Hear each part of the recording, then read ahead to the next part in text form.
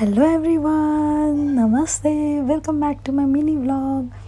म चाहिँ रुममा ताला चाबी लगाएर कता जाँदैछु त भन्दाखेरि डेजर्ट सफारी। हामी चाहिँ दुईवटा कपल भएर जाँदै थियौँ, एउटा मेरो साथीको र एउटा हामी दुईजना बुढाबुढी चाहिँ हात समातेर हिँडौँ न त भन्दै यसो हिँड्दै थियौँ।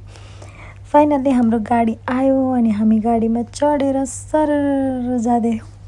हाम्रो घरदेखि 45 मिनटको राइड थियो। यो फर्स्ट स्टपमा चाहिँ यहाँ चाहिँ स्टप गराएर अनि बाइक राइडहरू, अनि त्यसपछि यो स्यान्डमा के लेख्ने यस्तो राम्रो आर्ट बनाएको थियो यो स्यान्डको भित्रै। यस्तो मन पऱ्यो नि मलाई, यस्तो राम्रो कलाहरू क्या मान्छेसँग है।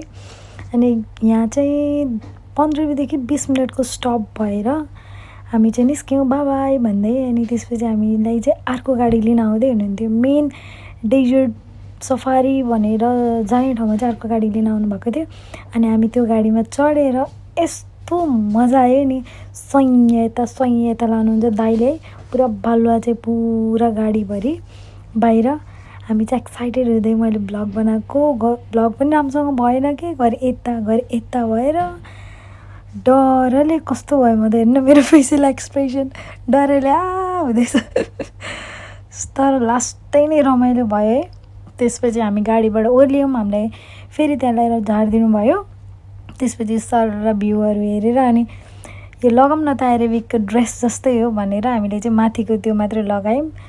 अनि त्यसपछि चरासँग फोटो खिच्नलाई, भिडियो खिच्नलाई खिचाउन त भन्दै हुन्थ्यो मलाई। खिचेको डरले म त, अनि मैले धेरै बेर सकिनँ। अनि बुढालाई त तिमी जाऊ न त भनेर, अनि उसले खिच्दै थियो, उसको भिडियो मैले खिचिदिएँ।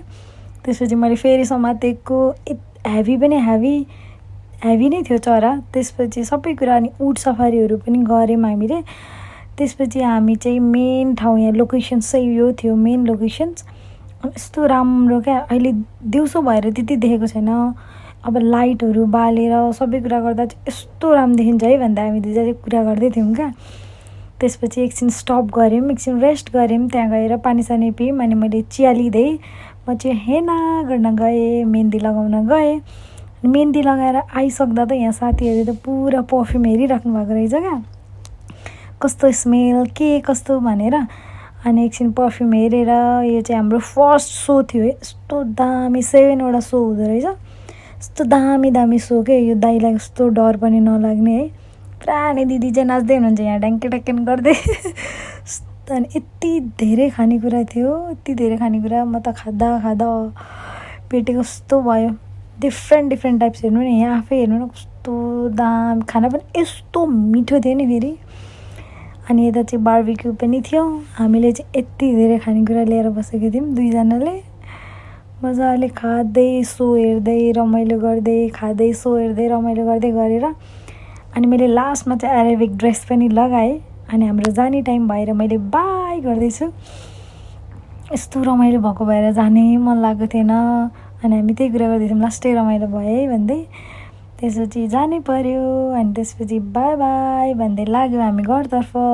Thank you for watching my mini vlog. Bye, stay tune.